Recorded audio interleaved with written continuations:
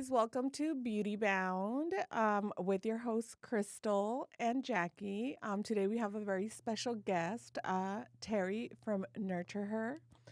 We're super excited to have her here because as working moms, even as being in the beauty industry, a lot of the times we don't know how to deal with things. We don't know how to deal with all the emotions that come with being with your clients, everything that you bring home, all the energy that you bring home from being with your clients.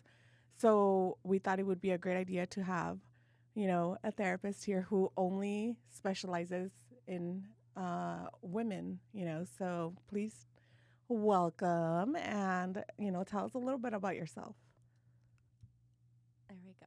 Hello, everyone. I'm so glad to be here with you all. And I think when you first asked me, hey, can you please be on Beauty Bound with us? I was like, yes, I'd love to.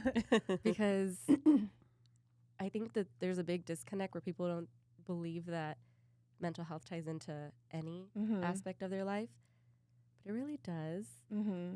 And especially when it comes to the beauty industry. Yes. Like the beauty is the pampering part. Yes. And that's the part that makes you feel good. It's that instant gratification. Yes. Feel good when you come out of a facial. Like, oh, yes, my skin is clean. I am glowing. I love that after a facial feeling. That's the pampering part. Yes. Or when you get your hair done, you feel like a whole new person. Yes.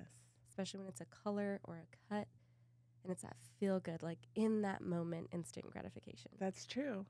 Yes. Feel good for it. Yeah. The nails. The dopamine. When I have a shiny new set of gel nails, Like I'm nails. like, Yes. I can cut a bitch today. And you're right, even Yeah. with your nails. Yeah. What happens 3 weeks later when You're someone just like, Or when somebody tells you, oh my God, your nails look so pretty, and you're right away, you like, You clam up, yeah. Yes, because they're not freshly done, and we don't know how to take the compliment. Right. So what you start showing is your insecurity. Yep. You start showing, and Cristal, you and I use this example very often when I'm working with clients, in how it's important for us to pamper ourselves and what self-care is. Yes. So self-care in the beauty industry has really taken over. And I think it's important to understand that there's pampering. There's different levels of self-care, and beauty is one of them. Yes. That's the pampering part. And then we want to take care of like the emotional part. And what you just hit on right there with like 3 weeks later, and it's like, don't look at my nails. Yes. That is a response that I hear from women all the time. And you and I were actually at an event earlier this month, and I complimented a woman that was sitting in front of me. Yes. I said, your nails are so pretty. And the first thing she said is, oh, it's been 3 weeks. Yes. Do you remember that? Yes, I remember that. And yeah. what it does is that I didn't know that it had been 3 weeks. And I wouldn't have known if she wouldn't have said anything. Yeah. From where I was at, they looked really good. They did. Yeah. But she knew. Yeah. She knew how long it had been, and she knew how far they were grown out. Even when she showed it to, we didn't know. We didn't know. They look very pretty. They look very fresh. And who did you find out who she goes to? Oh, I don't know who she goes to, but they look really pretty, and it was just like right away she did that. She was like, yes, my cousin does it all the time. Yeah, but it's it's true. Why is it that we're so insecure about something that somebody else doesn't notice? One time I had a girl compliment on my hair. This is when I lived in California, and she was like, oh, your hair's so pretty. And it was the purple already completely faded out, and it was lavender. And I was like, oh, girl, it looks like shit. Like, I haven't done it in so long. And she turns around and she looks at me. She's like, shut the fuck up. Can you just take the fucking compliment? I'm so glad that she did that And I was like, she's like, why is it that as women, we don't know how to take a damn compliment? Like, just take the compliment. It looks pretty. Like, I don't know how long it's been. And so she's, it was that. And that stuck with me. There's times that I still do it. I'm like, oh man, it's been a while. Now I just like, oh, thank you. It's fading out to this color. That's it. But I still tense up on the inside. It's hard for you to take that, right? Yeah. Because we're just so very conscious about ourselves. So in that moment when we get our nails done, our hair done, our facials, we feel good. Yes. It's that big dopamine release. We feel Yes. great about ourselves. We have the release of happy hormones. Yes. And it gives us that in the moment, what we call instant gratification, that what we need. Yeah. However, it's not working on what's deeper. Yeah. Like the deeper, like how we feel about our skin, how we feel, the relationship that we have with ourselves. And what beauty industry helps with is that pampering. It allows for us to take care of ourselves, especially as moms, where we don't have time for ourselves, where we don't prioritize ourselves, where we don't take care of ourselves with we used to. Probably missing skincare routines, brushing our teeth, taking showers. I mean, because you're running around. Right. Absolutely. Especially the first year of being a new mom. Oh, yes. Right? Skipped a lot of showers. Not gonna lie. Yeah. Especially the newborn stage. Oh, yeah. You're just like wanting to be with your newborn. And you're afraid that anything's gonna happen to the baby. Yeah. Like, oh, if I leave for 5 minutes, what's gonna happen? You know what I mean? You have that like mom fear. And it never goes away even when they're older. Because my kids are older already. Mine are 6, about to be 7, 11, about to be 12. And then a 15-year-old and a 20 about to be 21. So even then, it still doesn't go away. So you're telling me we're going to have anxiety forever? Yeah. I'm just kidding. Yes. Yes. Yeah, it doesn't go away. No. We're always going to have that. And so it's great to be able to come in and get pampered and care for ourselves. Actually, the way that I view it whenever I go and I get a facial or I get my hair cut, and this is why NurtuHer has her name, and I call my business her because it represents women. It represents women and moms, is because we take care of everyone else and we don't care for ourselves. And who takes care of us? That's true. No one. So if I'm coming to you to do my hair, if I'm coming to you to do my nails, to do my face, know that I'm coming to you so that you can take care of me. Yeah. That's my way of taking care of me and allowing for someone else to take care of me in a way that I'm needing right now in that moment. Yeah. Yeah. That makes a lot of sense. Yeah. I get people too that, they either want to come in and they just want to chat, or I can tell they come in and they just want to not chat, which is fine. Yeah. They just want to relax. Yeah. And we established that at the beginning of the appointment too. I'm like, okay, I don't say, why are you here? I'm just like, okay, so what are your chief complaints? Yeah. And then it goes from there. And then it'll roll into oh, I had a bad whatever. Oh, I just had a shitty day. I just want to I just want to relax. Yeah. Oh man, and it's true. I think, and for hair, you feel when it gets quiet, you feel like either you're doing something wrong, or maybe they don't like you. Well, for me, I used to feel that way, and so it took a while for me to understand that sometimes they just literally wanted to sit there and be quiet. I would never say anything though. I was just okay. I would kind of take the lead or take their lead, and just do what how I saw they were doing things. That's how I would act. But there was times that they wanted to talk and it was a brand new client and I just didn't we just didn't click. So I was a quiet one. And then my response was, oh, it's just, when I'm doing your hair, I'm really concentrated. So, don't think I don't want to talk. I get in my head. No, but it wasn't that. I couldn't find anything in common to talk to them about. So it kind of goes both ways. Yeah, I feel like. Yeah, you don't have to really be buddies with every client too. But I felt like I did. But it's a me thing. Oh, okay. Yeah. It's not even anybody thing. It's a me thing. I like that you recognize that this is a me thing. Yeah. This has nothing to do with you. This is just really me. Yeah. And that you named it, it's kind of awkward. Those moments of silences were awkward. But I think those are good, having that self-awareness of what's a me thing Yes. and how am I unable to connect with Yes. my client right now. And it has nothing to do with them. It's No. just, It's me. it's me. Yeah. And knowing that about you allows for you to recognize, okay, well, if this is a me thing, Yeah. how can I be different next time? How Yes. can I handle this differently? Yeah. Not book them. I'm just when I meet people, I'm when like, not book them again, ever.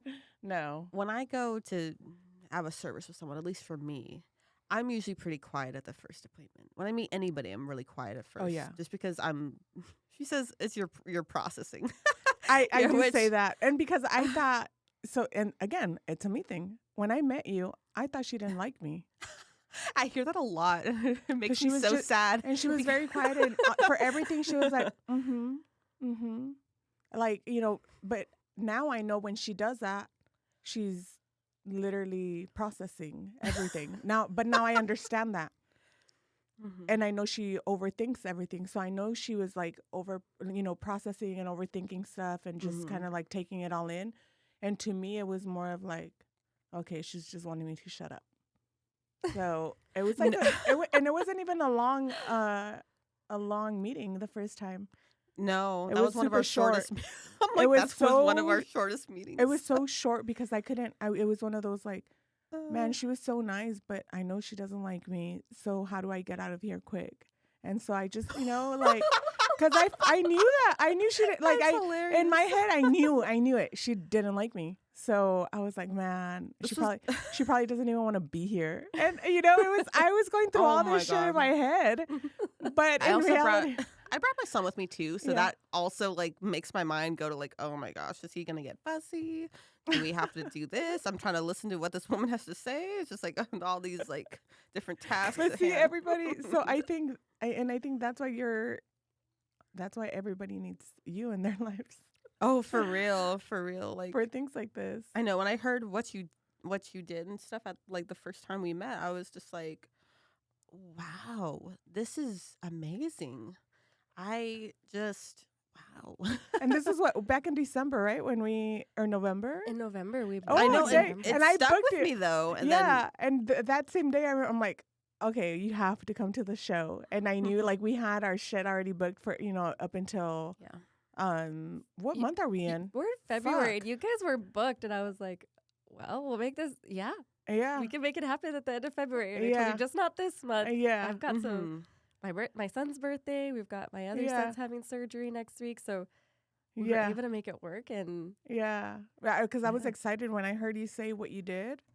I was like, all right, we need to get her in there. She needs to give us some tips. And I know we're taking away from that because we're so excited to have you here. And we're both like, Yeah, we're all I know. very excited. and yes. I don't even think I even shared what I I've know. done, That's so what I know. I guess I'll like steal the spotlight yes, here. please. So do. let me just shine some light on what it is that Cristal and Jackie are talking about. So I am a perinatal mental health therapist, and my work is specifically with moms. We work through that overwhelm. We work through that mom guilt, through all of those moments where you're questioning, am I a good mom? Mm-hmm. Am I doing the right thing? Mm-hmm. Am I showing up for my kids the way that I want to? Like, am I living in alignment with my values? Who it is that I want to be? Mm-hmm. Because all of those things consume you. yeah. That is what we call anxiety, those overwhelming thoughts. That is what is taking away your energy when you're living in your mind, when you're living in your head and unable to be present in that moment. It's because we're going through all those lists of who am I? What did I do? What did I do wrong? Yeah. How can I be better? And then at the end of the night, when your head hits the pillow, you start shaming yourself for all the shit that you Yes. didn't do right for the day. Yes. Mm-hmm. And the focus becomes so hard on what you didn't do that you're not Mhm. recognizing what you did do. Yes. Because I can guarantee that a lot of us are doing a lot of heavy lifting throughout the Mhm. day, and we're not being our own cheerleaders and recognizing that. Mm-hmm. And there's just so many different factors that play into our mental health, our emotional well-being. Earlier you guys asked me, like, how does mental health like come in with beauty? It does. It does, because Jackie, you mentioned it earlier. Clients come to you and they want to talk to you. And sometimes, what do you do when the talk that they want to have is so heavy? Mm-hmm. Oh, sorry. I was like, is this a question or is this rhetorical? Yes. So what I do, I don't know why I always have to look up when I like think or when I talk. I was watching the videos and I was like, anyways, You're recollecting. I'm recollecting. Yeah. Yeah, that's the psychology behind Yep. So yeah, sometimes I feel like things when when someone comes to see me and they have just like all this, I don't want to say baggage, that's like an intense word, but they just lay it all out like, man, this is what happened. And sometimes I'm speechless and then I feel bad later. I'm just like, oh shoot, should I have like said something or should I just, I feel Listen. like each moment is different. Yeah. Sometimes I will comment Yeah. or I'll try and offer like a solution, but I don't like to do that often because for me it's like some people just want someone to listen to them. They don't Yeah. want someone offering up all these solutions. Yeah. They just want to like be heard and talk about, What they have going And on. I'll usually just listen. I'm a Okay. really good listener. I'm also quiet, so it kind of goes hand in hand. Yes. So I just listen. I'm like, And at the end of the day, how do you feel yourself leaving those moments?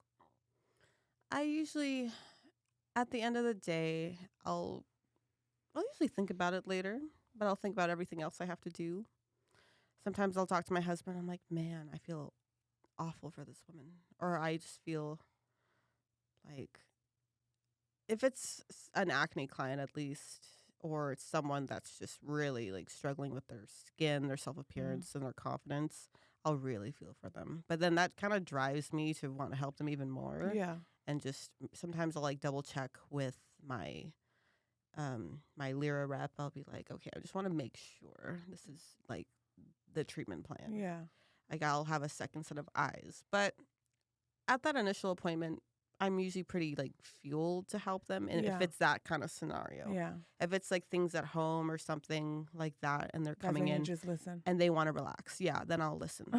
That's when I'll listen. Yeah. Mhm. And then you just dump it on Tyler.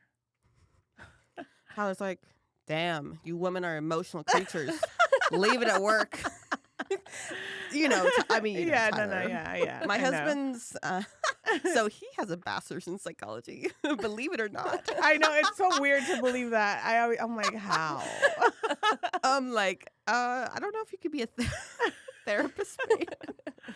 Yeah. He's turned into my therapist sometimes, but I he's know. just like, listen, woman, you can't get this emotionally attached sometimes, which I get. Yeah. But I think I'm pretty good about it. Mm-hmm. I mean, I haven't had a case where I'm just struggling to help somebody, at least not yet, with I their think skin. but I think you've actually grown in that aspect of Mhm. not getting too emotionally attached to certain Involved. things or to involved, to things, because you've had your fair share of that already. Mhm. So you've learned to kind of like, okay, I'm not even gonna go there.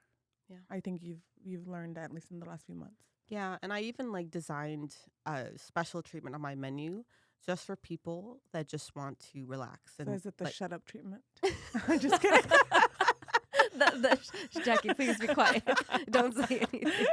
so I like that. I should just switch the name over. Seriously, The shut up facial. Instead of being all like gentle about it, the silent treatment or the silent facial. It's the shut up facial.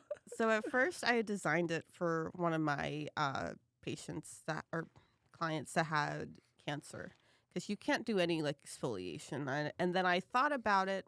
I said, you know what? It would be great to have a treatment that's just relaxing, like a fluffy facial, just super relaxing. Yeah. I mean, it's corrective mentally, Yeah. but not physically. Okay. But I mean, mental like plays with the physical. yes. So it's called the Ultimate Relaxation Facial. Oh. I like to just, I'm like, the ultimate relaxation. Like, you are getting like See? Yeah. I like that. Yeah. I'm all Scalp. up for that. Right? you are getting scalp, upper neck, and hand and arm massage.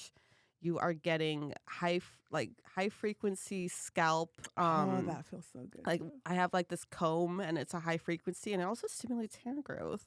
And I put the oils in, and then I just like brush the hair. So I get like, She's like, even come on.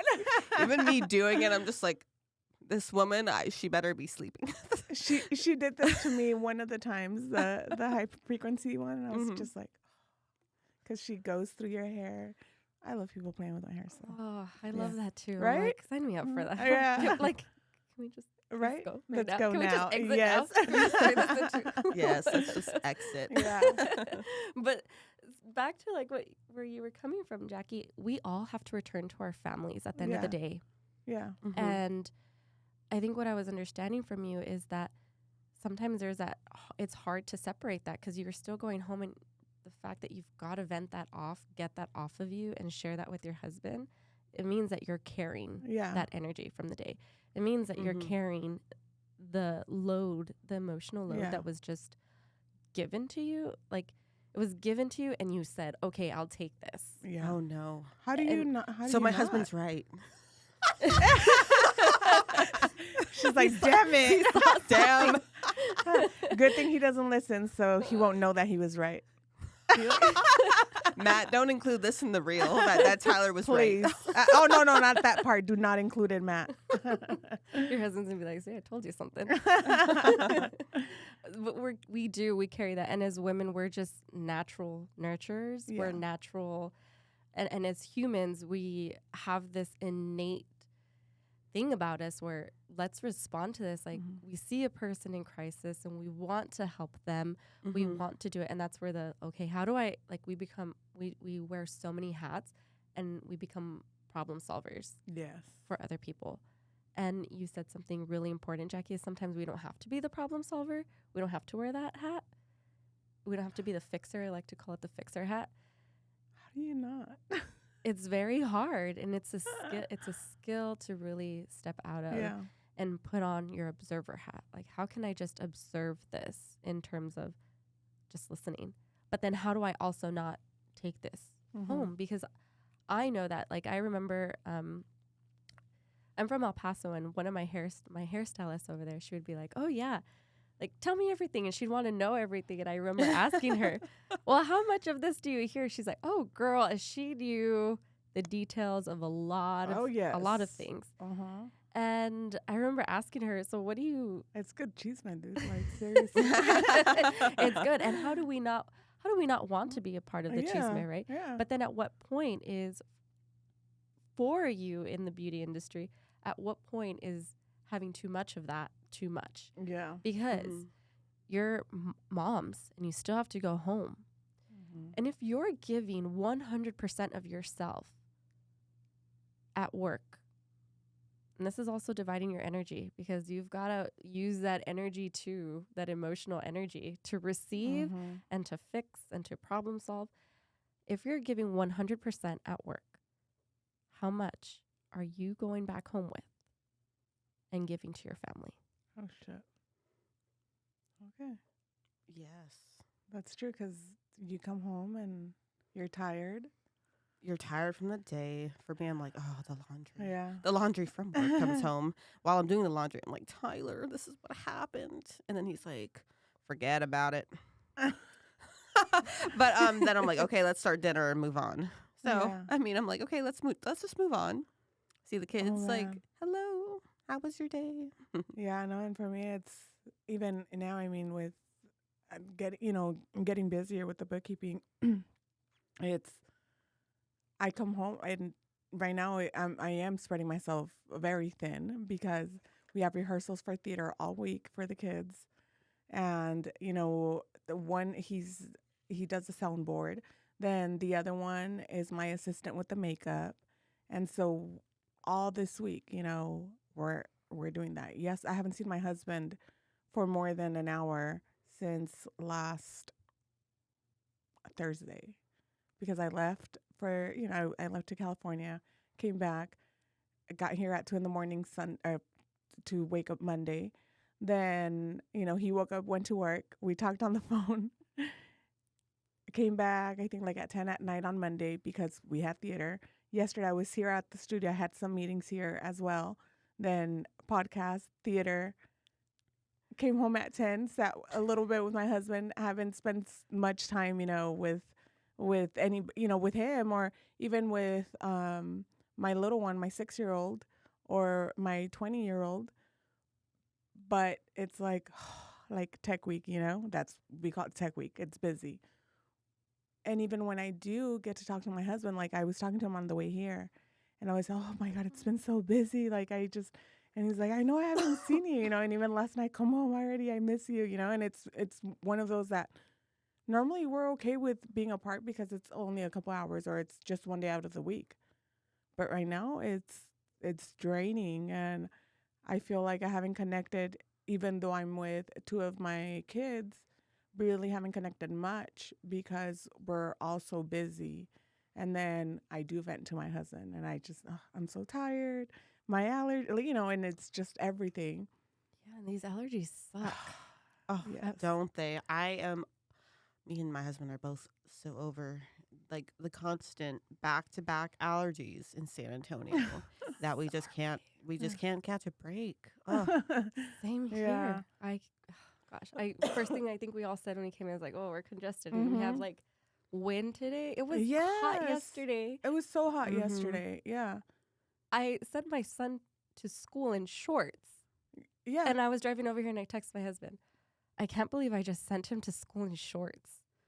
It's freaking cold outside. Yes. I'm cold and I'm in shorts. Because I checked the weather earlier on and it was hot Mhm. yesterday. So yesterday I pulled out this sweater so I could wear it yesterday. I put it on. I put a shirt on, then I put it on, and I was doing my makeup. And then I walked out a little bit and I was like, what the fuck is this? It was hot. I went back inside, I took off my fucking sweater, and I was like, no, that's it. And so today I was like, oh, I get to wear my sweater. It's winter today. Only in Texas do you have Seriously. Like, what the fuck? yeah, today I'm in freaking short. Like, right? I'm in shorts and a t-shirt. I mean, the t-shirt would be fine if I would have brought a cardigan. Yeah. yeah. And I stepped outside. I'm walking in here, the wind just like pulls my hair, Right. and I'm like, ugh, walking in. Yeah. Yeah. But goodness, and it plays into everything. Like you Yeah. just don't feel well. Mhm. You're already tired. Yeah. You have congestion. Can't sleep at night. Yeah. All that affects us. It affects Yeah. who we are. Not having the connection with your Yeah. husband, being too Yes. busy. That's another thing that comes up in I Yeah. work with moms too, is our relationships, because Mhm. we're in relationships with everyone. We're in Yeah. relationships with our children and then our spouses Mm-hmm. or our partners. And goodness, when we get just so busy with all the crap that we got to do, because Yeah. we're doing so much shit every single day. Yeah. Mhm. Like, how do you It- even communicate that with your significant other? Like, I think because mine understands, that it's tech week and I'm busy. But obviously there are some husbands who are not understanding. There are some husbands who are not supportive. Yeah. So as a woman, how do they deal with that? Like, how should they deal with that? oh gosh. Especially when yes. it's hard to communicate that to their significant other, where the significant other is just like, Yeah. That's the biggest thing that I hear from moms all the time is, Mm. how do I get my husband to be a part of this journey? yeah, I have my husband, but I'm the one that's doing everything. Yeah. I'm the one that's showing up emotionally, mentally, physically. What all the shit that I'm carrying is a lot, yeah, and my husband doesn't recognize it as that. And Yeah. we call that the invisible load. yeah, Like everything that you have to do. And I will break it down for you. And since you were talking about laundry, let's just talk about laundry really quick. Okay. The mental load of laundry. Yes. Okay. Everyone has to have their favorite detergent and Mhm, fabric mhm. softener. Yes. But we also, as moms, have to make sure that we know, is there any skin sensitivity? Yes. Which child cannot have certain scents? Okay. Do I have to use unscented? So when you're going to the store, you're looking at the different options. Yes. And you're making decisions for your family based on each person's needs. The needs of each single person is always at the top of our mind when it comes to shopping, when it comes to food, anything. And then now you have the special different types of detergent and fabric softener. If you have to buy any. For some people, they don't have to worry about that. Yeah. But if you have different ages, like newborns, they have use Dreft or whichever one that you want to use. So you're buying different ones. But also at the same time, you're making financial decisions because you're taking into consideration how much money you have to budget for these products that you need. Can I do organic? Do I want to do environmental friendly? Like, there's so many decisions that are made on that. And who's the one that usually executing that first part? It's usually the women. Yeah. That's the mental load of it. Then that's just the beginning. Yeah. Now let's talk about the sizes. Who is actively washing, making sure that the clothes fits, taking out the clothes that no longer fits? Oh, damn. Yeah. That's part of the mental load. Yeah. I'm not even getting into the washing part because when you're keeping active consideration of this doesn't fit my son anymore, you're going to take that out. And now you're already making a mental note for, I've got to go shopping for the next size. Okay, what size are they in now? And that's just a mental list. Yeah. That's not something that you're writing down. No. And this is just the laundry. That's like the top of it. I haven't even gone through anything yet. But by the time I get through the whole list, you guys are probably like, wow, that's exhausting. It's like, yeah, but that's what's running in our mind every day. Yeah. So we're watching out for the sizes of clothes. Okay, so mental note to self. When I take out, once this is washed, once it's dried, I'm going to start taking this stuff out. So now you have to think of, when do I have time to wash? How many loads am I going to have to wash? How much time does this take? Because now mentally what you're doing is planning out for the week. And you don't even realize that you're planning out for the week. Oh, shit. And then you also have to make sure, do I have the detergent and fabric softener at home to finish the laundry? Exactly. Finish the work for the week. Yeah. There's just so many things. And now that you're talking about laundry, I haven't fucking done laundry. I haven't put it away. It's been folded for a while. Sometimes I pay one of my kids to do laundry. So I do. I'm like, what's funny is my husband does all the laundry, and then she's like, just because it's funny because for me it's very overwhelming with everything else. So it's nice that he has the task of the laundry duty, and then he actually does tell me like, oh, Callum is starting to not fit in his clothes anymore. I'm like, are you sure? And then he's like, so that's good. He takes that load off of you. Yeah. Yeah, that's literally. He takes that load off, and I'm like, okay, I'm gonna plan all the meals because I'm like, I like things done my way. I like my food done my way. Yeah. Like, so I'll do all the food for the children. And Yeah. it's just like, yeah, sometimes, he'll come home and be like, wow, what did you do all day? And I'm like, excuse me? Like, I know you do laundry, but I do I do many things as well. Because I think a lot of the times, I'm sorry, I was then talking to the microphone, but a lot of the times I feel like there is some husbands, like you said, who will do that, but they don't see or they don't understand that it's not just about picking up the house. It's not just about cooking. It's not just about the laundry. It's not just about any chores. You have two little ones that freaking run around and love taking out toys, love playing with toys. It's the toys that are everywhere. Yeah. And my almost 5-year-old is starting to put her toys away, thank God. Yay! But we got the 2-year-old right behind her trying to take all the toys out again. And he loves cars so much. And we're trying to start like a little cars collection for him. Yeah. But it's the cars that are everywhere too. Yeah. And he just, we're trying to teach him now. And Yeah. I'm like, wow, is he going to get to 4 before he starts to pick up everything? Yeah. But yeah. But they're kids. I feel like and husbands sometimes don't see that everything you've done, Yeah, and generals have a lot to play with that, depending on culturally what they're used to, what that looked like in their family, what that looked like in our family. For Hispanics, we have machismo, and there's the textbook definition of what machismo looks like and the dads that are machismo. Mhm. And then we have the feminine to that, which is called marianismo. I don't know if you guys are Oh, I familiar have with it. no. Yeah, there's a feminine, which is when we're able to understand all this, and I bring this into work too, because I work also with a lot of Hispanic Yeah. women, is when we're able to understand culturally what we're taught and how we're taught to be Mhm. in terms of how we're conditioned to be Mhm. women and mothers and the messages that we receive. Marianismo is derived from Christianity Uh-huh. to serve Their husband. their husband. And so it's the Fucking feminine. hate that. And it I fucking despise. Like I do. I do. I'm Sorry. with you on that. Yeah. I am Mm-mm. not serving anyone's plate. Mm-mm. And And I think if you want to serve it, like it's. I think it should come out like, yeah, there's every once in a while. Okay, yeah, you want to pamper your husband because your husband is doing the same to you, I agree. right? Yes. Yeah. And oh my gosh, I've been around some families where the mom is a stay-at-home mom. I'm sorry, the wife is a stay-at-home mom, and I've seen men serve themselves, sit down and eat.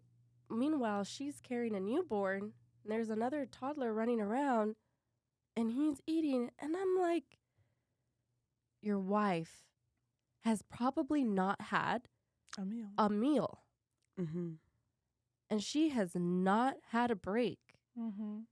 Clearly, because you're hands-free with no kids. Yeah. And my approach in, excuse me, my approach in therapy is I have a very feminist approach. Like, we are going to empower you Yeah. because you deserve to eat Yes. and a warm meal and not fast. You don't have to Yes. scarf that down in 5 minutes Yeah. because that's not good for your gut either. Yeah. Mm-hmm. Where, and to answer your question of how you like your husband, I'm also certified in what's fair play. And if you guys want to know a little bit more about that, there's a documentary on Hulu. It's for free. It's called Fair Play. And what it talks about is that invisible load Mm-hmm. that women carry, being the default parent, Okay. being the she-fault, the woman that we are the CEOs of our home. Mm-hmm. We make the executive decisions a lot of the times. Mm-hmm. And it's sharing the load of everything. And it's not very often where you find a lot of men that will do the laundry, that will cook, Mhm. that will go shopping. My Mhm. husband does the grocery shopping. He does the My food husband- planning. He does the laundry. Yeah. He does a lot of other things that I don't have to worry about, which then opens up space for me Mm-hmm. to be more present with my kids. Yes. Yes. And Mhm. to touch on this, because we are business owners, there's a whole other ballgame of crap that we've got to do Yes. for our businesses. Oh, yeah. A lot. So Yeah. as if carrying that load at home is not enough, now you got to put in all the shit that we've got to do Yeah. for our businesses to keep them running and Yes. sustainable. It's a lot of work. It is. And learning how to do like social media, learning how to do marketing, learning how and being active, that takes a lot of time. Yes. Oh, it's awful.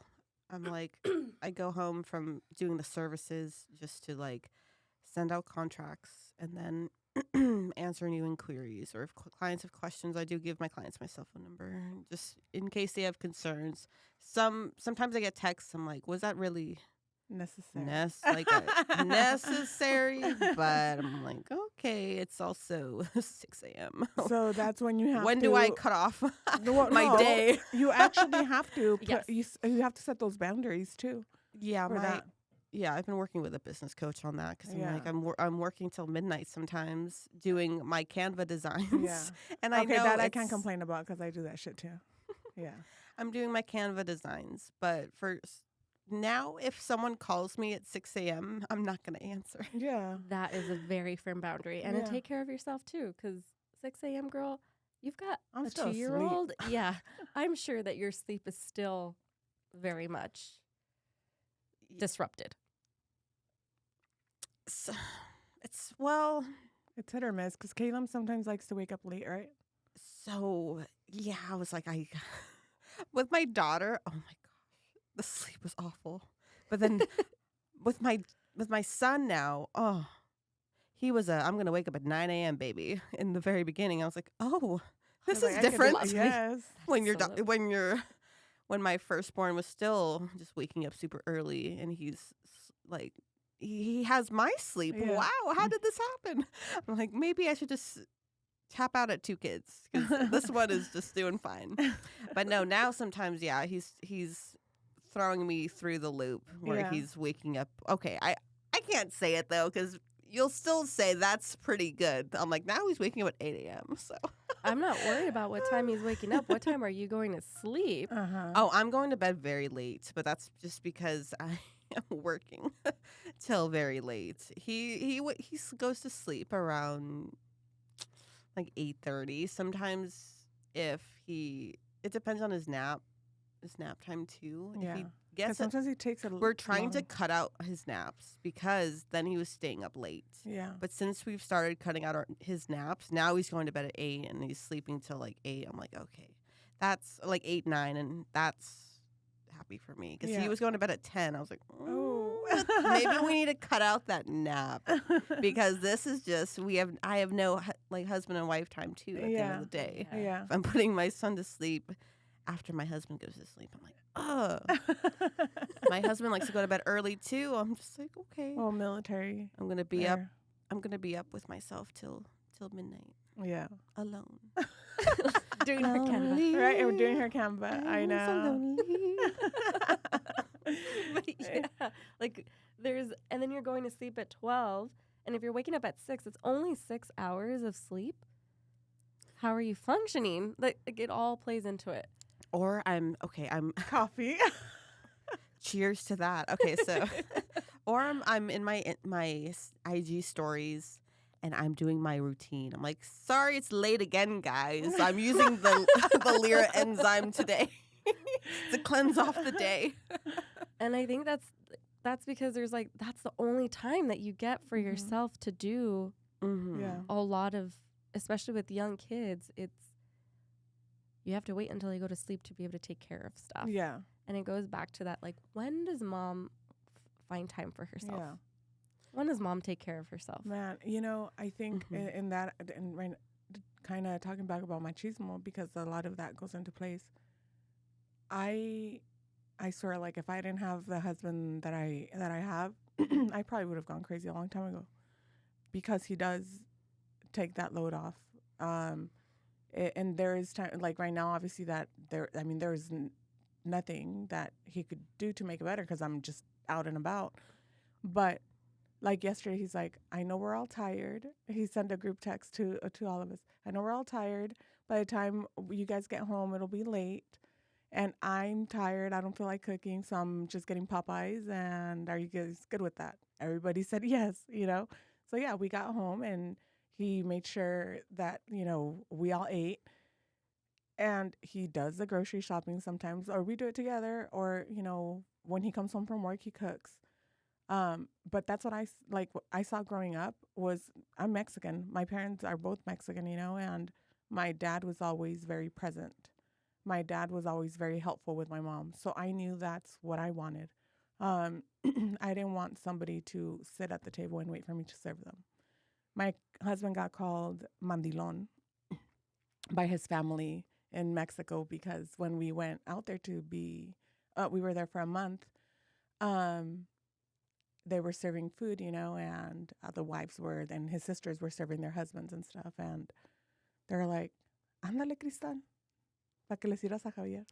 Like, come on, Cristal, so you could serve Javier. And I was like, oh, he could serve himself, You're like, wait, what? Yeah. I mean, I would have done it, but Mhm. when I have a thing that if you tell me to do something, and it's like stuff like, Mhm. I'm not going to do it. Like, if I was going to do it now, I'm not going to do it because you told me to do it.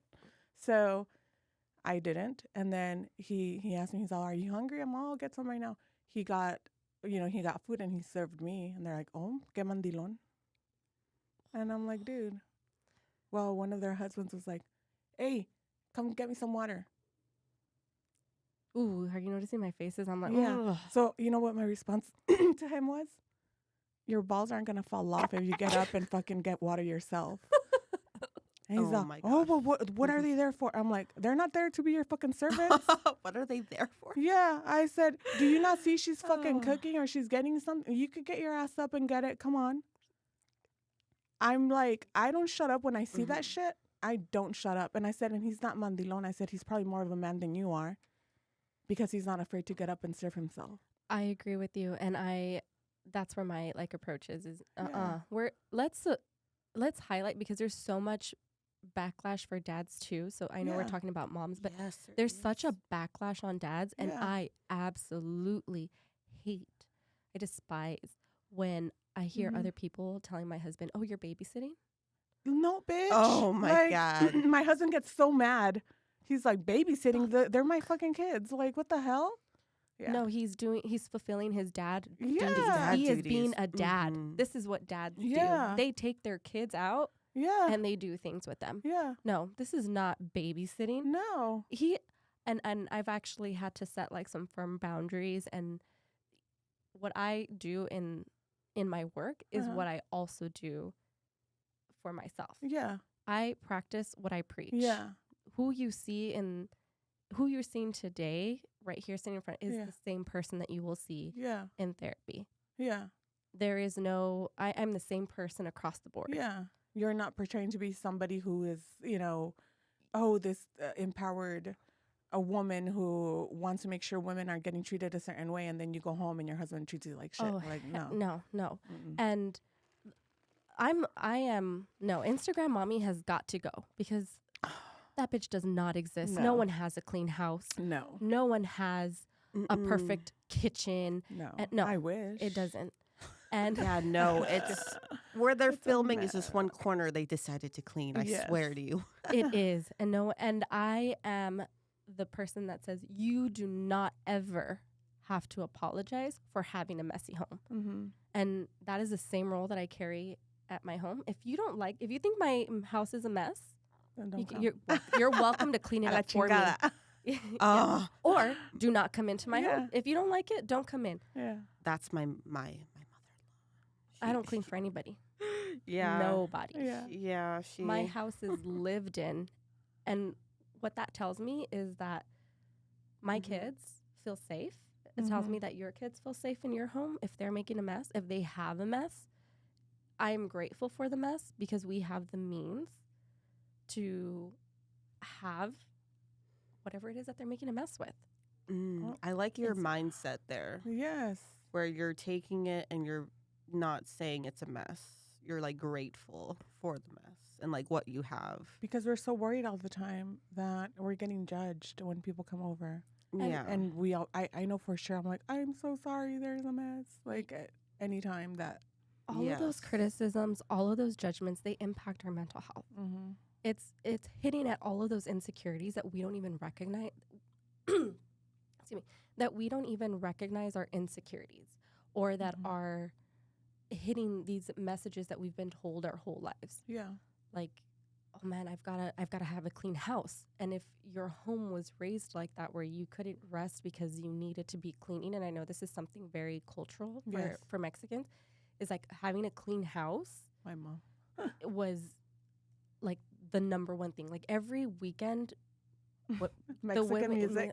and cleaning, Yeah. and like the house was already clean, and it's like, what is there more to clean? But Yeah. you know, so and I can go into like a whole different spiel on that, and coming back to like honoring that dads are being dads, and that they can have a role in Mhm. the family dynamic, Yeah. that they're not just babysitters, and setting those firm boundaries about how we speak to, how we are, just like we don't like to be judged and criticized. Mm-hmm.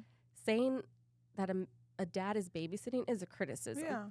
And it's also an opinion that's being like pushed on them. And I remember I was told, well, that's good that he helps you. And I remember said, help me? What do you mean help me? Mm-hmm. Changing a diaper is not helping me. Or we're a partnership. Changing a diaper is meeting my baby's needs. You're going to tell me that you're just going to leave a baby in poop all day long? That is not help for me. Mm-hmm. The child has a need, and that is that the diaper has got to be changed, because if you don't change a diaper, you're going to get rash. Mm-hmm. Like, Mm-hmm. what, as a human, how do you ignore a need? Just because you're a dad and you don't want to change a diaper, like Yeah, and that's not, and this is all, I don't know if it's just a cultural thing, but I know that most Hispanic men will not change a diaper. And I've known of some of these men that would not touch a baby because that was a woman's duty or job. And I think that's where there's so many, like all of these gender expectations and roles really play into the family dynamic and the stress and the like functioning of the family. And you can tell how it's played in and who has those roles and those assumptions because they'll make comments like, well, that's really good. They help you. And I'm like, this isn't help. This is we're working together. This is functioning as a family. Yeah. This is us in our roles. Yeah. Like he doesn't, I think it's, those expectations are, they have to be pushed to the side of, I think a man a lot of the times will say, well, I'm expecting her to do this and she's expected. Well, what the fuck are you expected to do? I love that. How about you remove all those expectations of what you're expecting your wife to do and don't expect anything. And instead of having expectations, drop all that because then nobody's ever going to meet your expectations. I agree.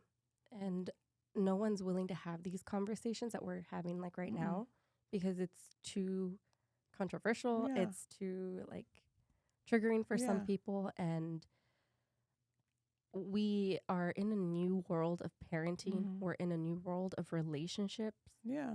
We're in a whole new world of having access to a lot more knowledge, having access to a lot more research, to social media, to having all of this information within our hands that we can empower ourselves that way.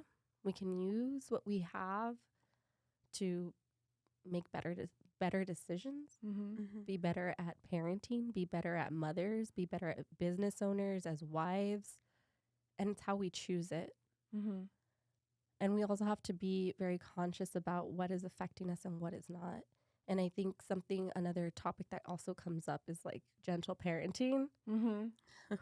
I always tell her she says I'm a gentle parent, and I'll do the quotations because I'm like, well, what is that? Like, well, you don't she tells me I'm nice to my kids. No, like she doesn't yell. So she doesn't yell at her kids, and that's good because I think. But I don't yell at anybody. No, I understand. It's not just no. like, I know, it's not just but the kids. it's not a bad thing though. It's a good thing. Like when I tell you that, I don't tell you in like a criticizing manner. It's a more of like how you manage to stay so calm when the kids do something.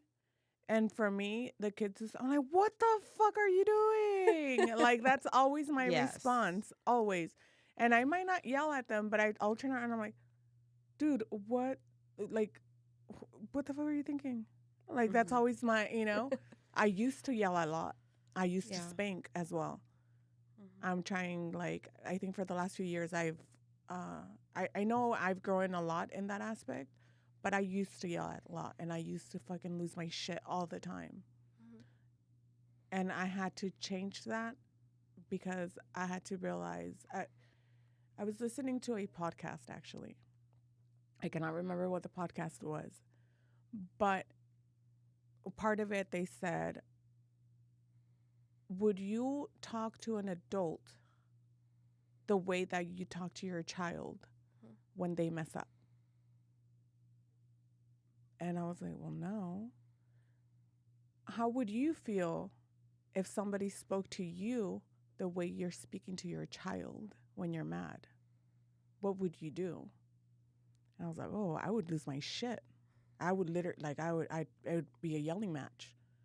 So then if you don't like the way that, if you wouldn't like somebody to talk to you the way that you're talking to them, why are you doing it to them? Because you know that they can't talk back to you that way? Because you know that they can't defend themselves. And that was like fucking mind blowing. Like, I was like, oh shit, So I had to like sit there and any time that my husband would like raise his voice at the kids or anything, I remember after listening to that, the first time he did that, like he raised his voice after listening to that, I pulled him to the side and I was like, think about something. How would you like it if somebody yelled at you the way you just yelled at them? And he's like, what do you mean? I'm like, just that. And he was like, well, I wouldn't like it. I said, so then don't do it. You know? And so we were both trying to grow in that aspect, but sometimes it's hard because I still, there's times that I might not yell, but I'm still saying like, what the fuck are you doing? You know, it's still like the cussing at them or like, dude, like, you know, or the getting angry. And I think that's the hardest part for me. And with her, because I've been on the phone on 2 different times, one where her daughter cut her cat's whiskers. And she was, and she just turned her, she's like, oh, Sophia, no, we don't do that, you know? And I was like, she was so calm about it. And that's like, that just stuck with me, you know? In her head, she's like, how did you handle it like that? Like, yeah. And I was like, and I thought she was doing it just because she was on the phone with me. But no, she always talks to her kids like that. And she does it in a little like singing voice. Instead of yelling at them, it's like, no, like very soft. And I'm just like, dude, I would have been like, what the fuck are you doing? Would you just fucking cut the cat's whisker, you know? And she was just like, no, we don't do that. Give me the scissors, you know? And I was like, the fuck? Like, it's so different, you know? And not in a bad way. It's just, she knows how to do that. I know. So, well, for me, it's like, so I grew up in a Hispanic family. My dad's white. That's why I'm white. But my mom is Hispanic. Sorry. Just for, yes, you're looking at me. You're like, she ain't Spanish. No. But she's Ecuadorian. Let's make that clear. Yeah. Yes. So not Mexican, Ecuadorian. Yes, there's some white Mexicans. Very. Yes, especially very, Monterrey. Like Monterrey. Uh-huh. Anyways, so yeah, this is why we go off topic all the time. Enanitos, right? Is that what they're called? I think so. Like Enanitos? from Monterrey. Or somewhere in Mexico. Yeah. Yeah, so my family yelled a lot growing up, I'm not going to lie.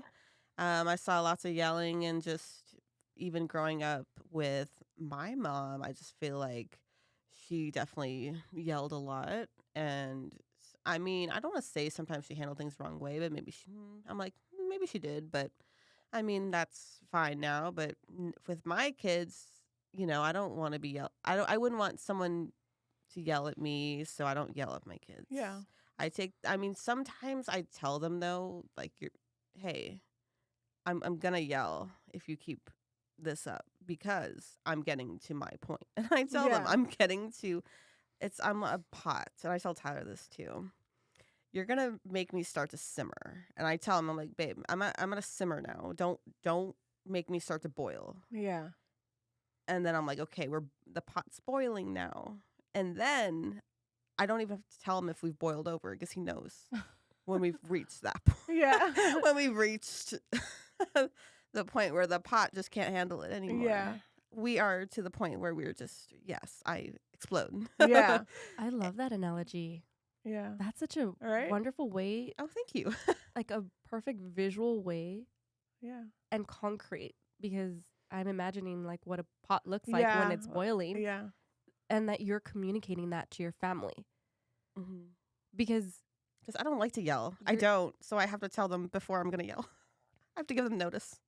That's a great thing, because we as humans are not good communicators. So for you to say, hey, I grew up in an environment where we were yelled at, and I'm going to change this with me being a mom. Yes. Because that's what we get to do as being moms. We get to change the way that who we are for our children based on what we didn't like from our own upbringing. Mm-hmm.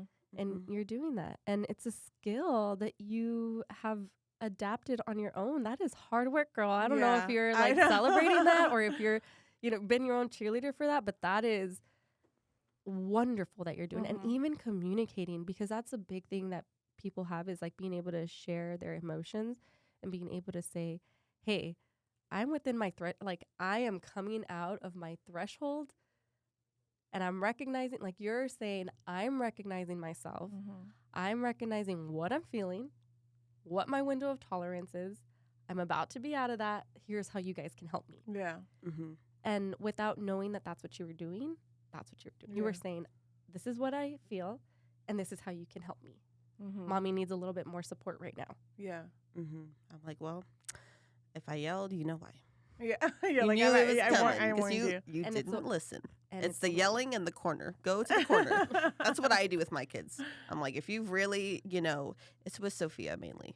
If you have kept biting your brother and I see your teeth marks. Now I'm pissed. Yeah. You're going to the Yeah. corner. Yeah. Yeah, it comes Dang. about safety then. Yeah. Yeah. Yeah. Me, I'm just like, I think, I don't know. I think honestly, like when I get mad, I go from like 0 to 100 so quick. Yes. And then my face. No, no, I'm no, just no. I'm like, no, but I mean, she has seen me like get angry, and not at her, but just like like feeling so angry, where my face gets hot, and it gets red, and I could feel the heat from being so angry, and I have to like, I sometimes I don't know how to communicate that, and if I'm feeling like that, I either go and take a shower so I could cry because I'm so angry, or I go and lock myself in my closet and I just like cry in there because I don't want to yell at anyone, but because it's nobody's fault. Mm-hmm. But before it would be like I would yell at everyone because of something that wasn't even the reason why I was mad, but then something little would happen and that was what made me explode. Yeah, it takes time. I mean, at least with me and Tyler, like there was a point where I had a very short fuse, and I feel like it started once we progressed in our relationship and stuff. Like I just like snap, and then after a while, I felt bad for him because I was like, oh, when I would be yelled at, obviously, that doesn't make me feel good. And then we had like these conversations, Yeah. and I'm like, okay, we lay down the line, like, okay, I'm gonna just give you notice with the simmer, the boiled over. So ever since we kind of established this, Yeah. like it's gotten a lot better over time. Like it's natural to like clam up Of course. and yeah. not want to talk about it. But then even like I did that we talked about it before. Like I had some issues and I was just like, man, I'm just going to be silent. And then I regretted it because then I went to bed angry. And I tell people all the time who ask me about my relationship, like, oh, why is my husband not seeing this? I'm like, it's because you're not talking about it. Yeah. You're not telling him what's bugging you. But you didn't take your own advice. I didn't take my own advice. Sometimes I'm just like, oh, man. And then I regretted it. And then I went to bed angry. And then that carried on to the next day. And then I was just silent the whole day. And then I was like, you know what? Okay, let's talk. Yeah. Like, it's not me blowing up anymore, but it's like, okay, let's talk about Yeah. things. As uncomfortable as it is, right? Yes. And Man. so, yeah. And then after that, I felt better. I'm like, shoot, I should have just worked it out Yeah. that night instead of just dwelling on Like, it, for a few thinking about days, it and being angry. So, yeah, Dang. I mean, no one's perfect. No. We still fall short, Yeah. and that's okay. You just have to forgive yourself and move on. Yeah. Mhm. I think one thing we did, and it wasn't because we were going through a bad anything, we went to like couples therapy, just to learn to communicate better. And I remember when we got there, the therapist was actually shocked that there was no issues, and because they're like, "So what's going on?" We're like, "No, we just wanted to learn to communicate better." And she's like, "Well, this is kind of weird because people only come to me when they're getting ready to get a divorce, and not because they want to strengthen their relationship." And we're like, "Well, no. I mean, we had never done it, so we thought it'd be cool to do it, you know?" Like, I love no, that. really. Like, we just thought it would be cool to go to therapy and I don't know, just I think work on stuff on our own and then together things that maybe we were holding on to from like the beginning of our marriage, and it was good. Like, we would walk out of there, and I think we learned to communicate a lot better. I learned to communicate when I'm feeling angry, and it has nothing to do with him. Mhm. That part I did learn a lot, but instead of also blaming him for shit, it was more of like I'm feeling this way, type of thing. Yeah. But I think people should also go to therapy even if you don't have anything or if you think you have nothing going on. I agree with you. And I think that's what you and your husband did is a way to grow. Yeah. Because what therapy also does is it allows us to build skills that Mhm. we weren't Mm-hmm. taught, Yeah. like emotional intelligence, how to talk to one another, how to Mhm. notice what's going on within yourself. Mm-hmm. And I know that earlier you said like gentle parenting, that's what you noticed Mhm. about Jackie. And I think a lot of people misconstrue what gentle parenting is. I call it respectful parenting. Mhm. And I call that respectful parenting because I'm going to speak to my child with kindness. Yeah. And I'm going to approach my child from an understanding of I'm noticing that you're upset right now. Yeah. And I get that you're mad because I'm not letting you have chips when you really want chips at a time that I usually let you have chips. Mm-hmm. I would be mad too Yeah. because I let you eat chips all the time. And Yeah. today I'm telling you no, and it's coming to a shock to you. I get it. Like, I would be mad too. And I approach my children with, I want to understand, which is completely different Yeah. from the way that I was raised. Yeah. And I had to learn these skills. Yeah. I learned these skills because I'm a therapist. Not Yeah. just because I'm a therapist, but because I also wanted to learn them too. Yeah. It isn't something that, like 10 years ago, girl, You're like, no way. no way. No way that I knew how emotional regulation worked. No way did I know what that was. What I don't know what that is. What is that? So emotional regulation is being able to be aware of what you're feeling. Okay. So we have what's called mirror neurons. So we have neurons in our brain Mhm. that mirror other people's emotions. Okay. So if your child is having big emotions, where they're crying, they're frustrated, whatever it is, you know that you'll start to feel that way because you're going to mirror naturally, biologically, you're going to mirror whatever they're displaying. And sometimes it can be too overwhelming. If we don't know anything about our own emotions, Mm-hmm. it becomes so overwhelming. And a tip I'll share is when emotions are high, and this can be the acronym HALT: hungry, angry, lonely, or tired. Okay. Those are anytime that someone is hungry, anytime that someone is feeling lonely, and then someone's feeling angry or tired. Those are not the best times to make any type of decisions. And if you're aware that you're feeling either of these, please address those. Okay. Because when emotions are high, either of these four, and it can be any other Yeah. type of emotion, cognitions are low. What that means is that I don't want to do like a lot of psychobabble, but like the frontal lobe, which is the logical part Yes. of thinking, it shuts down. Okay. There is no logical thinking. Anything that's happening at that point is all impulse, which is why you said when I get angry, I want to yell. That's impulsivity because the front part of your brain is offline. Yeah. And you need to emotional regulation is taking that time to, all right, let me address my need, my emotion right now. Okay. I need to come back down to my baseline. So I need to not let the pot boil. Yes. I need to turn down the flame Okay. for myself, however that may be, whether that may be listening to music, dancing, I just need to step away for 5 minutes, getting away, like removing yourself Okay. from whatever it is that may be causing those feelings Okay. or adding to it. And it's being able to bring yourself back into your threshold to where the pot is not boiling anymore, Okay. to where it's just water sitting in the pot. Okay. You That don't makes sense. Yeah. You want to turn down the flame. Yeah. And that's what emotional regulation is Okay. staying calm during the storm. And sometimes it may be very hard to do that in the moment Mm-hmm. because like it's the crying, the yelling, the everything, it is just making it overwhelmed. But if you're noticing that, okay, I'm getting overwhelmed, what is it? Even talking to yourself like that, acknowledging like I'm feeling overwhelmed. The noise is really, really loud. Mm-hmm. I don't know what else to do. but I can sit here. I don't have to respond. You can. That's another way that you can be the calm Okay. in your child's storm.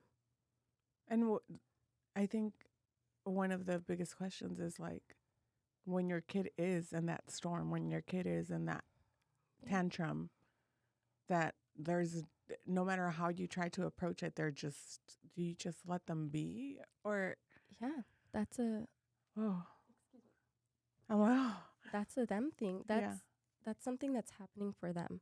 It has nothing to do with you. And the Yeah. moment that you make it about you, you've taken away from your child. Okay. Because you're making it about you. And it's really hard to, especially, there's so many things that can come up Yeah. during those moments that are about you. But it's really important to recognize that it's not about you. It's your child. There's a need. They're Mhm. trying to communicate it. If we as adults are not good communicators, what makes you think that a child is? That's 100% true. And Yeah. if we're not teaching, if we're not good, how are we teaching them how to be good? So that's a big thing to remember, is that their moment is their moment. There's something that they need. Yeah. And same thing for them. When emotions are high, cognitions are low. not- It is yeah. not a learning moment. It is not a moment to try and rationalize with your No. child.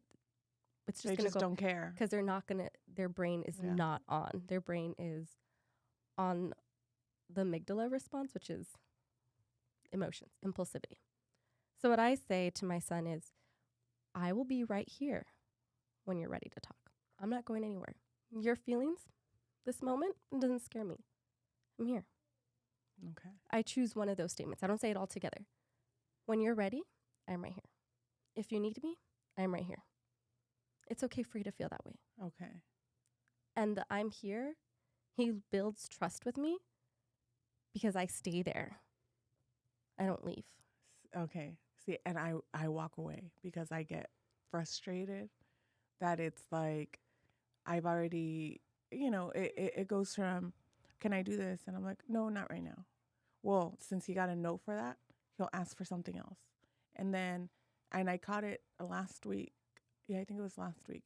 I told him no for like a few things, and then he asked for something else, and I was like, oh yeah, you could do that. And then, I think it was like coloring or something. I went, oh yeah, you could go color. And then he kind of stayed there, and he's like, he went, got crayons, got the coloring book, and then he's like, I'm bored. I don't want to do that no more. I'm like, well, you had asked me a bunch of things. I told you no to all the other things because it's just no right now. And then you asked me if you could color. I told you yes.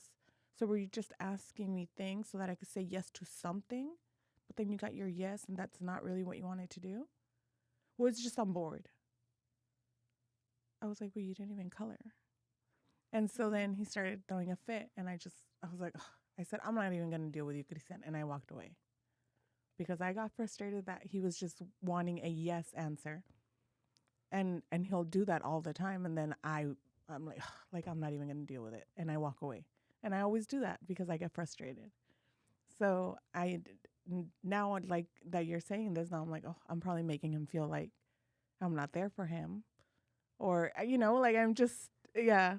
Okay, so Yeah. I'm hearing you really think about Yeah. our conversation, and it shows up differently for each of our children. Yeah. And I'd be curious, just asking him, like, well, if that was boring for you, but he still kept on, was he trying to connect with you? Like, my curiosity goes Yeah. to, well, coloring, he still felt bored. If you would have said yes to something else, would he have still felt bored then? Yeah. So I'm wondering, you said his name's Christian? Cristal, yeah. Christian, what is it that you really want? Mm-hmm. Do you want me to spend some time with you? Do you want me to do something with you? Because if he's Mhm. coming to you for something Mm-hmm. and like he didn't even try coloring, sometimes there's something like deeper than that, Okay. like that's masking it, and was there connection? Like, are you wanting a hug? Yeah. Are you wanting me to sit down and watch TV with you and be completely present and turn off the phone? Okay. Right. So sometimes, like, even though we're there with our kids, if we're distracted by watching TV on our phones, Yeah. scrolling through social media, we're there physically, but emotionally we're not available. And that makes sense because that day that he was doing that, I was sitting on my desk and I was working. I was doing payroll, and I remember telling him, like, I'm working right now. so I can't actually get up. So now it does make sense. And trying to think back at other times when he's done that, it's always been when I go and sit down to work. And it only happens when I sit down to work and that I'm not sitting next to him or that we're not doing something together. Mm-hmm. Gotcha. I think what you can try also is one thing that I do with all moms is using timers, Yeah. even for ourselves, not just for your kids. Okay, Christian, give me 10 minutes. Tell Alexa, tell Siri to set a timer. Why? Because now he can physically track it. It's tangible. And that's the way our brains work, is that we need to see something tangible. In 10 minutes, when I'm done, we can do whatever you want. Okay. You have my full attention. That makes a lot of sense. And that's giving you 10 minutes to work. And now you know, all right, I got to get this done Yes. in 10 minutes Yes. or however much time you need. Yes. And he knows that when this goes off, mom's mine. Yeah. And she's done with work. She's going to put that away. Now, here's where trust comes in, is you've got to actually stop at the 10 minutes because that is building that trust with your child and saying, I can trust mom when she says that in 10 minutes she'll come back. Same thing for children whenever they're coming. And my son does not like me to talk to anybody. my almost 4-year-old, as soon as I start talking, that's when he'll be like, Mama. And like now he has all these questions. I'm like, okay, so one thing that we have is like, hold your thoughts. And I will tell him, hold your thought. Let mommy finish the sentence. And then I will come back to you. Okay. And so that's teaching him how to like hold his thought, hold that impulsivity. And when I finish my sentence, I'll come back. Sometimes I'll even name it, like, give me 1 minute and I'll be right with you. And I'll set the timer. And he already knows all about the timers. And once that minute is done, okay, I'll come back to you. This also works in connection with our spouses. Like you said, the pot is boiling or the pot is simmering. I need 5 minutes. Just give me 5 minutes. It is 12:55. At 1 o'clock, I will come back in and we can talk. And when you come back in those 5 minutes, you're showing your partner, I can be counted on. Yeah. I'm present. Say you still need more time from those 5 minutes. I'm coming back. I'm still not feeling like the pot is. Yeah, I'm still pissed. I'm still mad. Can I have another 10 minutes? Yeah. But you already showed that in 5 minutes you came back. Yeah. So I can have another 10 minutes. Let's see how I'm feeling at that. And then we can have this conversation. And those are just ways that we can set ourselves up for, like, I'm not abandoning you, because sometimes that's what it feels like for them, is that we are abandoning them when they need us. That makes a lot of I'm sense. responding to you, and I will be here. And I also want to make sure that when I'm here for you, I'm giving you my 100%. Okay. It just might take me a little more time. And that makes a lot of sense, because like for me at least, like I homeschool my kids, so I think that, like, you know, in my head I'm like, well, I'm always there with them except for, like, you know, my podcast days or when I have meetings, and even when they have like their theater class on Mondays and Thursdays, like I'm with them. So I in my head I'm like, well, I am spending time with them, but in reality, like, we're doing all these things and it's not just them and I doing other things. It's them and I, you know, going to their theater class, sitting down and answering questions for their schoolwork, and, you know, but not like on separate from that. Yeah. Yeah. And I think that's probably where a lot of times that connection comes in, like, be interested in me. Yes. Like, my son, he loves to watch, there's some show on Netflix. It's called Karate Sheep. So they don't talk. It's just sheep that are doing karate, like trying to it's a big bad wolf trying to eat the sheep, and like the mama sheep is like protecting all the sheep. But he likes that show. Yeah. So you're like, I guess this is what we're watching. We'll sit there and we'll watch it. And I put my phone far away and I leave it there because this is what he wants to watch. So that's how we connect. Like, okay. I ask him what it is that he wants to do. Like, what do you want to do today? How do we want to spend time? Especially now that I have my almost 10-month-old. Yes, he'll be 10 months tomorrow. Oh, wow. Aw. So I know that jealousy exists Big time. and it can exist. I was once a jealous sibling because I'm the oldest, and I Mhm. remember what that felt like as an adult. And I thought about that, and I was like, wow, man, I Mhm. wish someone was there for me to like say, hey, you're still important. Yeah. That didn't exist back in the 90s, and my parents did the best that they could. Yeah. But I have a chance to do it different. So yeah. I try to have individual time with each of them. And I get my individual time with my baby because I'm with him all day. Yeah. But I also have to I have to prioritize that time too, because sometimes I have work I got to do too. Yeah. So what is my day going to look like? And when can we dedicate time to just me and you, and Yeah. we're playing and we're walking or we're doing what we're doing? Because just because I'm with him all day, like similar to you, it doesn't mean that we're just he and I. Yeah. And so when my oldest gets home from school, I'll ask him, what do you want to do today? And sometimes we man. have dates, and he knows where our dates are, and he'll be like, can we go on a date? I'm like, let's see, do I have clients today? If I have Yeah. clients today, we can't go, but we can go tomorrow when you get off. You're gonna make me cry now. Because it's hard. yes, because you think you're doing, and it's not that you're doing a bad job, but you think that you're doing a good job, and then you kind of start thinking about things like now, because now I'm wondering, I'm like, fuck, like it's true. I spend all day with them, but I don't take time with each one of them individually. I don't find the time when I could find the time because I always feel like I'm so busy, you know? So it's just making me like think like, oh fuck, like I have to do better. And I think that you're not giving yourself enough credit for what you're already doing, because being a schooling from home, homeschooling. I'm like, what is that called? Mm-hmm. That is a lot of work. I won't do that. I tell her, I don't know how you homeschool them. All of them. There That's you a go. lot.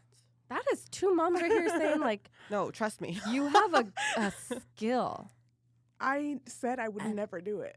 and you're doing And, it. Yeah, I now I could, I don't know, I would never put him back in public school unless they wanted to, but you know, because they have the option to go back to regular school. You know, we've been doing it for 3 years, and they have the option to go back to school. Like I always tell them, whenever, if you guys are ever in like in that you guys sit there and think, I don't want to be homeschooled anymore, I just want to be put back in public school, just let me know and we'll do it.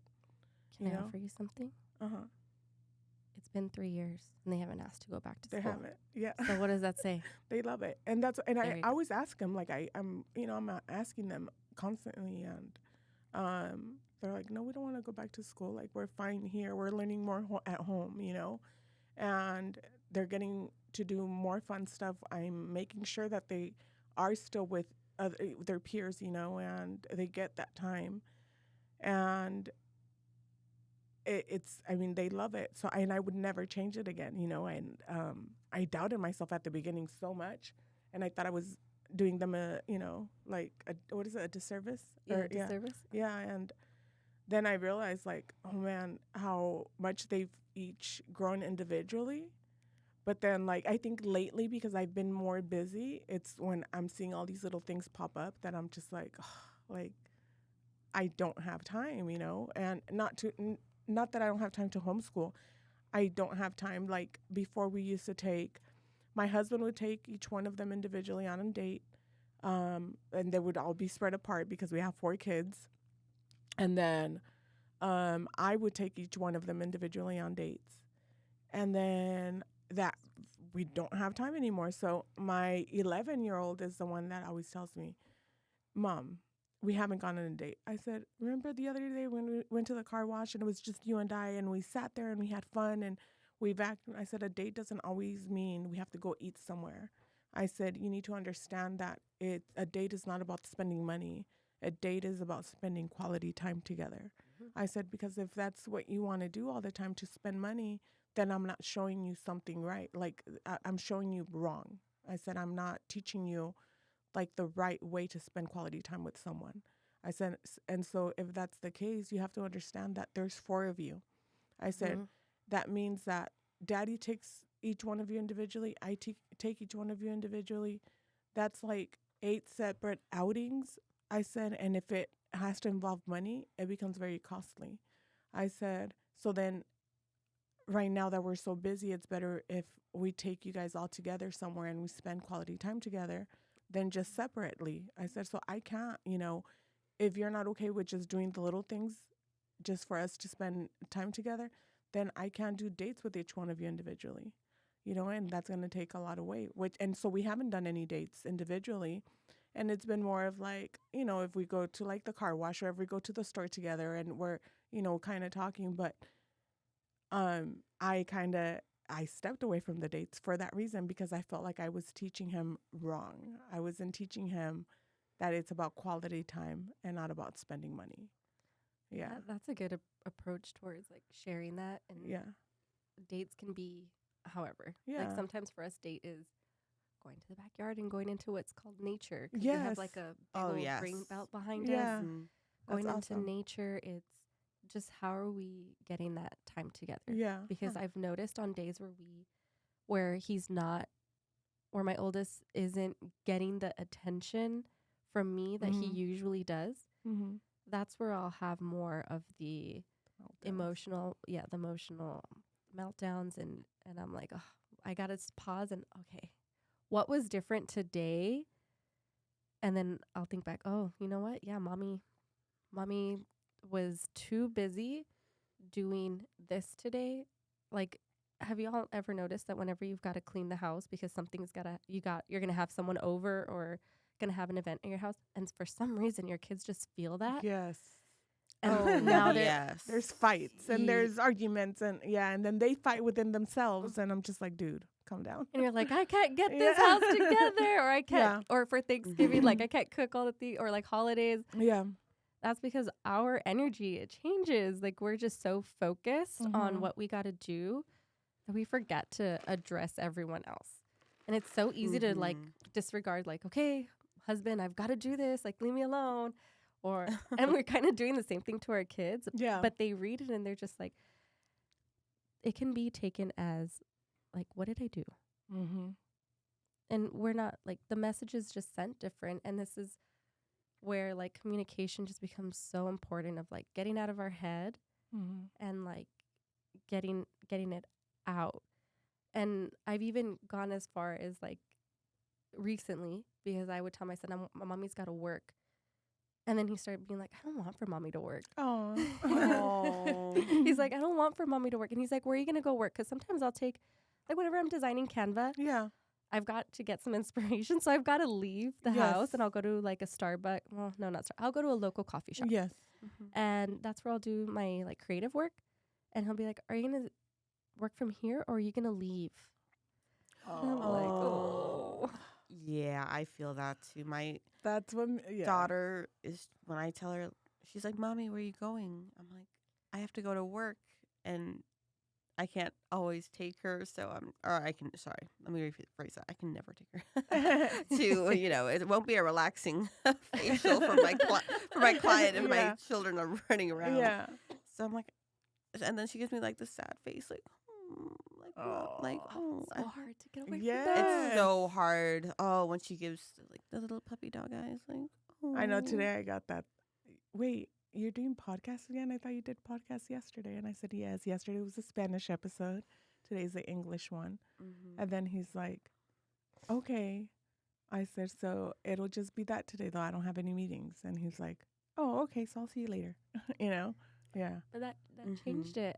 That changed your son's like approach to it. So what I started doing was like, all right, I need to stop just saying I got to work, because now he's going to think of work as a bad, like I'm starting to notice that you're taking work as a bad thing. So I started sharing with him what I do, because it occurred to me one day, I was like, my son doesn't know what I do. This is important work that I'm doing. So I started sharing with him, and I'll share with him, and I've told him, so mommy works with other mommies. And she helps mommies learn how to be able to spend time with their babies, just like I spend time with you. And he's like, oh, so That makes it different for It him makes because it- he knows how important that is for him. yes. And I explained, like, it's important because other mommies want to be able to spend their time with their kids. And then I'll ask him, how does it feel when mommy gets to be with you? And he's like, and he'll tell me, like, I like spending time with mommy. I like going on our dates. Mm-hmm. And so since I started doing that, work is different. So now I don't say Okay. I'm working. Now I'll be like, mommy's going to help another mommy today. And I just need 1 hour to work with the mommy today. Mm-hmm. And then after that, I'm with you. And we can all use that in the work that we do with, Yeah. because we're Mhm. all helping. Yeah. And why is our work important? Because it helps people feel better. Mm-hmm. Yeah. I'm helping a mommy today feel confident in her skin. Yeah. I'm helping a mommy feel confident with her business decision making. Yeah. And when we take it away, what I've noticed is, like, when we take away from it being work, now he won't look at work in the future as like, ugh. Work. Yeah. And I had this like epiphany, and I was telling my husband, I was like, we talk about work like as if he knows what work is. Yeah. So in his head, is work means no family or like no time with me, rather than like work means it's something good, you know? Yes. Especially because you love what you're doing, and it's not Mhm. anything that you hate doing, you know? And I think that's one thing that now that you've told him what you do, he'll see it differently. I obviously work for myself, and I tell my kids, like, you gotta, whatever job you ever get or whatever you do in life, you gotta do something that you really love, that you're passionate about. I said, and not just get a job because it's a job. Mhm. I said, you gotta go and do something that you're gonna be excited to do every day of your life. Yeah. And I know that as we as moms every day are doing such great work with our children, Mm-hmm. it's just that we are not celebrating ourselves the way that we should be. Mhm. And I was trying to be intentional with the word should. But we're not celebrating ourselves or highlighting what it is that we're doing, because little messages like that we are teaching our children, Mm-hmm. little changes that we've made that are different from what we were taught, those are all big strides Mm-hmm. in growth for us. And sometimes we do struggle. We are all great moms, and we can also struggle. Mm-hmm. And sometimes we don't recognize that we're struggling because it's so normal, Yeah. that it's just been normalized for so long. And it's okay for us to struggle, but it's not okay for us to do it alone. And it's hard for us to ask for help. Mm-hmm. And it's hard for us to, because there's like a deeper meaning to that. Then it means I'm failing as a mom, or I'm not doing good. But there's also a lot of things that we weren't taught. Mm-hmm. And some of these skills, they just take so much work and so much repetition and so much like exploring of ourselves, that it's okay to have someone in your team that supports you in that way. Mhm. And that's where my work is so important, because for so long, moms have been ignored. Mm-hmm. Moms have slipped through the cracks. Mm-hmm. And in the professional setting, I see it in one way. And then in the personal setting, when I'm interacting with other moms, I have like very firm boundaries. Like, nope, I do not cross the boundary. I do not say like, hey, you're struggling, you really need to. However, I do come from like a concerned friend. Yes. If this is too much, please feel free to talk to me, or let me help you find someone Yeah. that can support you. I can't be my friend's therapist. I can't, like, ethically, it's just not something I can do. But I want you to know that there really is support out there for you. And it's okay that we have a hard time. Yeah. We all struggle. Yeah. There is no one person that has it easy. Yeah. Celebrities struggle. We Yeah. just have different supports. Like, yeah. some people have a whole bunch of support where their parents get to take their kids off their hands for a Yeah. while. Mhm. Some of us don't have supports. We're Yeah. living in cities away from our families, or families live in different countries. Mhm. And the support that we have around us, it impacts our emotional, mental Yeah. well-being. And who we are in our families, us as moms, our mental health, it affects our children. Mm-hmm. It shows up. Yeah. And one way that that shows up for new moms is this is where we see babies that are not meeting milestones. This is where we see babies like failure to thrive. Oh. This is where we see like the mental health of a mom really does Yeah. affect the children, because she is surviving. She is unaware that she's struggling because she Nobody's checking up on her. Mhm. And that is my big thing is when I meet a mom, it's like you can be very honest. How are you really doing? Mm-hmm. I'm not here to judge you. I'm not here to I'm really here. If I can support you right now, Mm-hmm. I'll support you Yeah. in terms of like, all right, well, the kids are playing right now. Do you need a breather? Do you just want to scroll through social media for 5 minutes Yeah. without any like interruptions? Yeah. If that's what you need, sit down. I'll watch the kids Yeah. while they're here. I won't do it in I won't babysit. No, but you're giving them that space. Yes. And Yeah. if it's something that we can do right now in the moment, even for other new moms, I've taken them a plate. Yeah. Hey, we had extra dinner. Here you go. I get Yeah. it. It's hard. Yeah. Mm-hmm. Support doesn't always mean you've got to if you don't want to voice it out, that's okay. Yeah. But support can also look like, hey, someone was watching my kids for Yeah. 10 minutes at the park. Yeah. Yes. And I sat here on the bench while I scrolled through social media. Yeah. That can be very supportive and Yeah. helpful. Yeah, because it's true. Sometimes you just need that breather and that, Yeah. Yeah.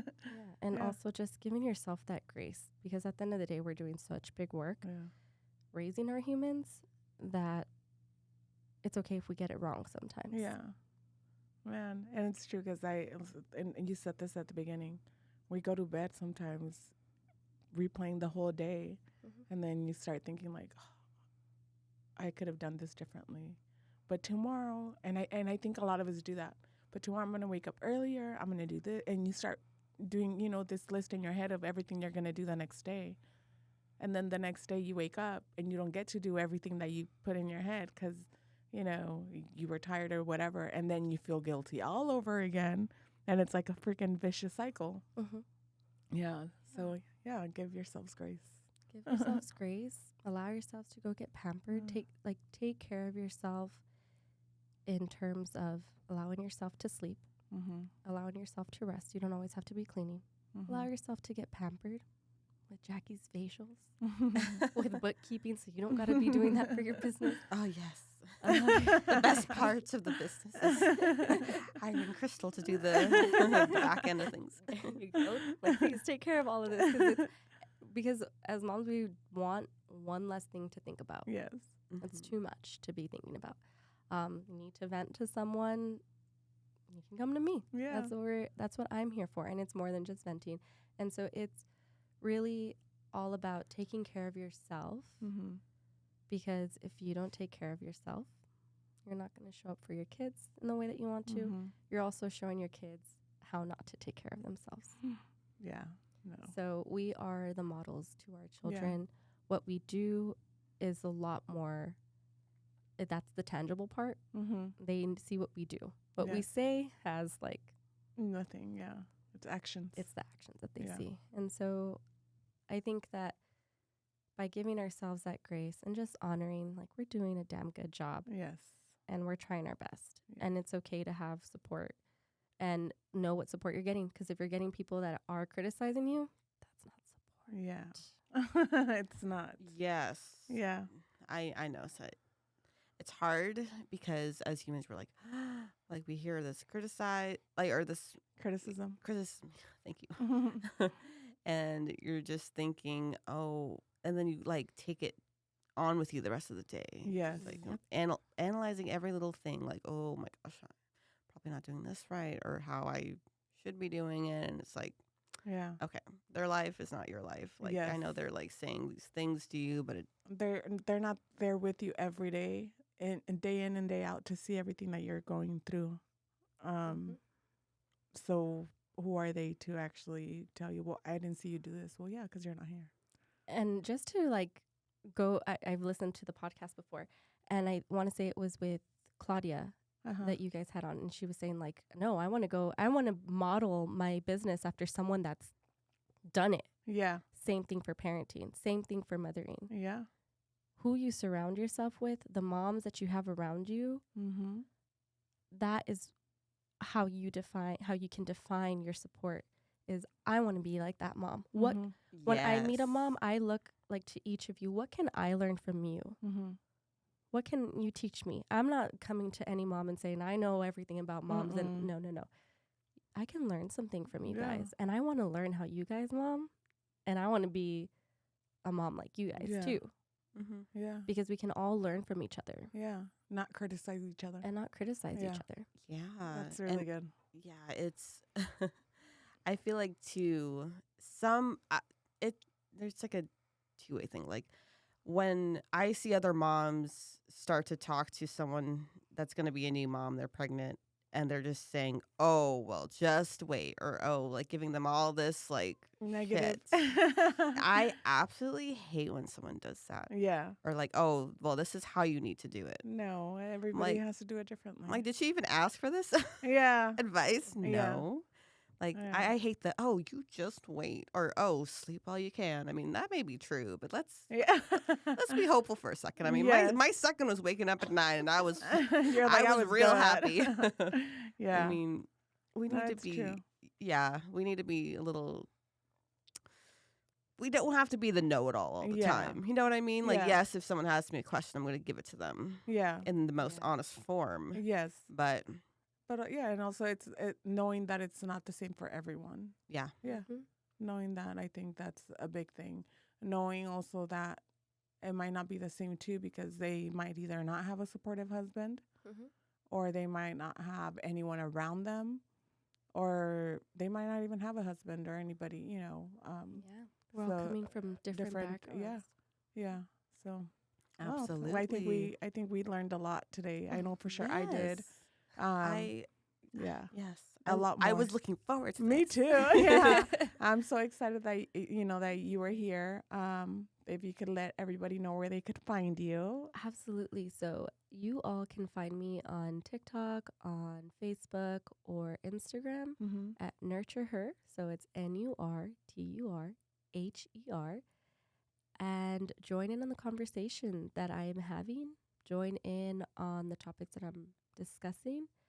I have plans for some upcoming stuff, and I'm really excited to be able to share that with my community. Please be in community with me because, as I said, I have something to learn from you just as much as you may have something to learn from me. I for sure learned a lot today. Yeah, so I'm really happy that you were here, and hopefully, down the line we could have you again.